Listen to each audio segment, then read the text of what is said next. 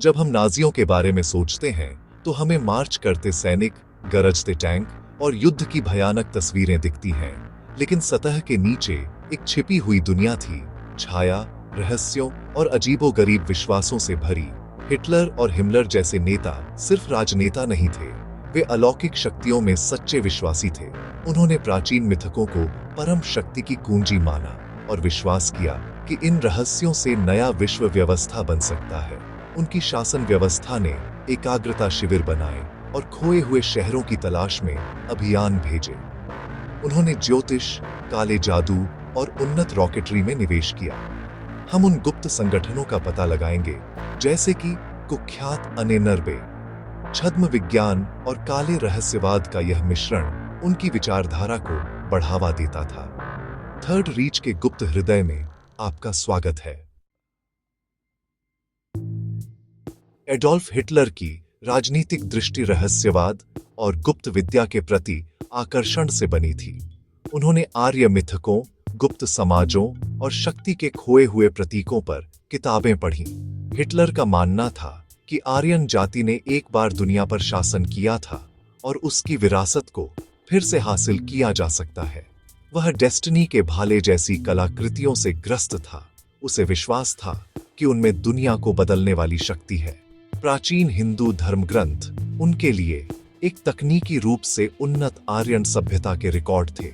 स्वस्तिक उनके इस कल्पित अतीत और भविष्य की जीत का प्रतीक बन गया। हिटलर के लिए आधुनिक विज्ञान पर्याप्त नहीं था। सच्ची शक्ति खोए हुए प्राचीन ज्ञान को फिर से खोजने में थी। इस जुनून ने नाजी विचारधारा को आकार दिया और उनके सबसे अजीब कार्यों को उचित ठहराया।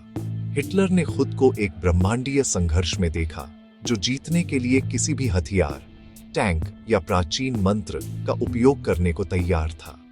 नाजी युद्ध उनके दिमाग में प्रकाश और अंधकार के बीच एक लड़ाई थी, जो भौतिक और रहस्यमय दोनों मोर्चों पर लड़ी गई थी। नाजियों ने अनेनर्बे पैतृक विरासत सोसाइटी की स्थापना की। हेनरिक हिमलर द्वारा स्थापित यह संस्था जल्दी ही छद्म विज्ञान और गुप्त अनुसंधान का केंद्र बन गई। इसका मिशन था आर्यन श्रेष्ठता साबित करना और खोए रहस्यों की खोज करना। अनेनर्बे के अभियान दुनिया भर में फैले खोई सभ्यताओं के प्रमाण खोजते हुए। घर पर उनका काम भयावह हो गया। आर्यन जाति को परिभाषित करने के लिए भयानक प्रयोग किए गए। उन्होंने अनुसंधान को विकृत किया, खोपड़ी मापी और कंकाल एकत्र किए। अनेनर्बे की विरासत चेतावनी है, कैसे विचारधारा विज्ञान को भ्रष्ट कर सकती है।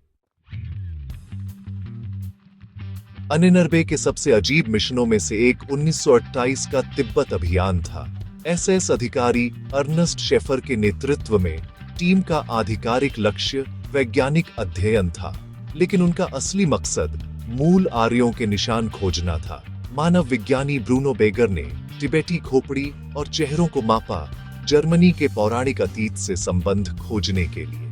नाजियों का मानना था कि अगाथा और शंभाला जैसे छिपे हुए साम्राज्यों में प्राचीन रहस्य और शक्ति थी। टीम ने अनुष्ठानों को फिल्माया, मठों का पता लगाया और कलाकृतियों को एकत्र किया। यह सब नाजी नस्लीय सिद्धांतों का समर्थन करने के लिए। उनके निष्कर्ष, हालांकि कमजोर, घर पर प्रचार के रूप में इस्तेमाल किए गए। यह अभियान मिथक में एक बहु-मिलियन डॉलर की यात्रा बन गया, जिसे युद्ध के कगार पर एक शासन द्वारा वित्त पोषित किया गया था। कोई खोया हुआ शहर या सुपर रेस नहीं मिला, लेकिन नाजियों ने सफलता घोषित की।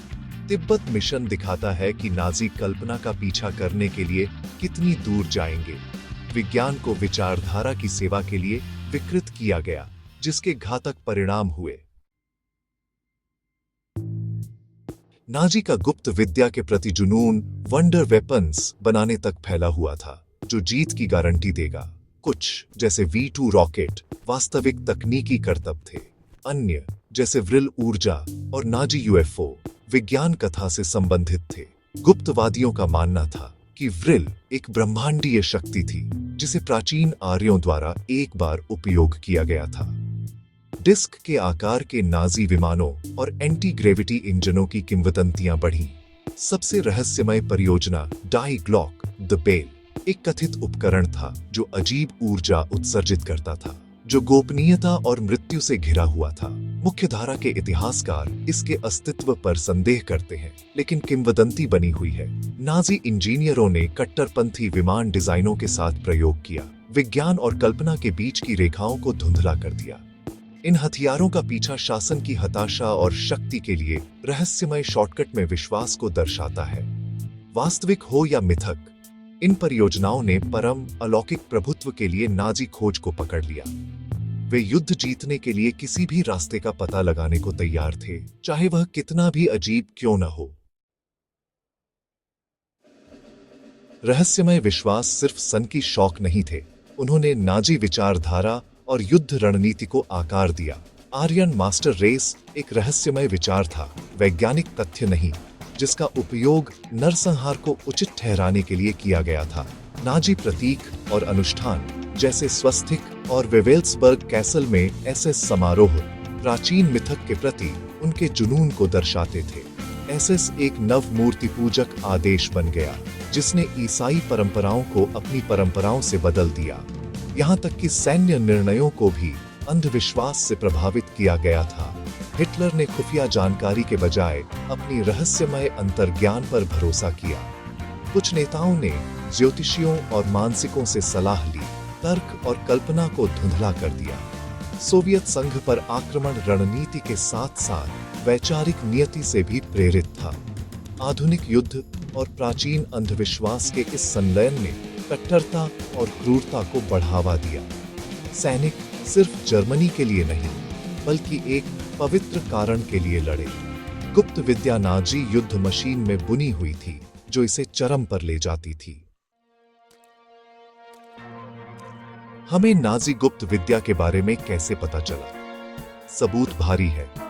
अनिनर्बे से जब्त किए गए दस्तावेज अनुसंधान, बजट और अभियानों का विवरण देते हैं। हिमलर जैसे नेताओं की डायरियां गहरे रहस्यमय विश्वासों और प्राचीन परंपराओं को पुनर्जीवित करने की योजनाओं का खुलासा करती हैं। मित्र देशों के जांचकर्ताओं ने रुने से लेकर तिब्बत मिशन तक सब कुछ पर कागजी कार्रवाई पाई। नाजी अधिकारियों और वैज्ञानिकों की गवाहियां, हालांकि कभी-कभी अतिरंजित होती हैं, राज्य अनुमोदित गुप्त अनुसंधान की पुष्टि करती है। रोसेनबर्ग की 20वीं शताब्दी का मिथक जैसी किताबें दिखाती हैं कि कैसे विचारधारा और गुप्त विद्या का विलय हुआ। रहस्यमय शक्ति के लिए नाजी खोज वास्तविक थी, भले ही इसके परिणाम वास्तविक न हो। शासन का जुनून काले और सफेद में प्रलेखित है। नाजी गुप्त जुनून की एक घातक मानवीय कीमत थी। रहस्यमय विचारधारा ने होलोकॉस्ट और अन्य नरसंहारों को उचित ठहराया, पूर्वाग्रह को सामूहिक हत्या में बदल दिया। अनिनर्बे के अनुसंधान से भयानक प्रयोग हुए और कंकाल संग्रह के लिए कैदियों की हत्या हुई। मेंगेले जैसे डॉक्टरों ने नस्लीय विज्ञान के नाम पर यातनाएं दी। अभियानों ने पूरे यूरोप में कला और सांस्कृतिक खजानों की लूट को उचित ठहराया। नाजियों ने अन्य संस्कृतियों को मिटाने की कोशिश की, अपने इतिहास को जर्मनी का अपना बताकर। इस विचारधारा ने जर्मनी को विनाशकारी युद्ध और विनाश में धकेल दिया। वंडर वेपन्स के झूठे वादों ने संघर्ष और पीड़ा को लंबा कर दिया। मिथक की खोज बर्बादी, शर्म और नुकसान में समाप्त हुई। कीमत लाखों लोगों की जान में मापी गई। आज नाजी गुप्त विद्या एक चेतावनी देने वाली कहानी है। छद्म विज्ञान और विचारधारा के अनुसंधान को भ्रष्ट करने के खतरों के बारे में एक चेतावनी। कोई सबूत नहीं है कि नाजियों ने अलौकिक शक्तियां पाईं या उड़न तश्तरी बनाई। उनके अनुसंधान ने केवल प्रचार और त्रुटिपूर्ण डेटा उत्पन्न किया। फिर भी यह मिथक षड्यंत्र सिद्धांतों और पॉप संस्कृति में बना हुआ है। यह आकर्षण नाजियों को रोमांटिक बना सकता है, उनके वास्तविक अपराधों से ध्यान भटका सकता है। आधुनिक आनुवंशिकी ने नाजी नस्लीय सिद्धांतों को खारिज कर दिया है। शुद्ध नस्लें एक कल्पना है। अनिनर्बे का काम अब विज्ञान के दुरुपयोग का एक मामला अध्ययन है। रहस्यमय शक्ति के लिए नाजी खोज मिथक के लिए तर्क छोड़ने के खतरे को दर्शाता है। सच्ची विरासत एक चेतावनी है। सबसे खतरनाक राक्षस वे हैं जो विचारधारा से लैस हैं और अपनी धार्मिकता के प्रति आश्वस्त हैं।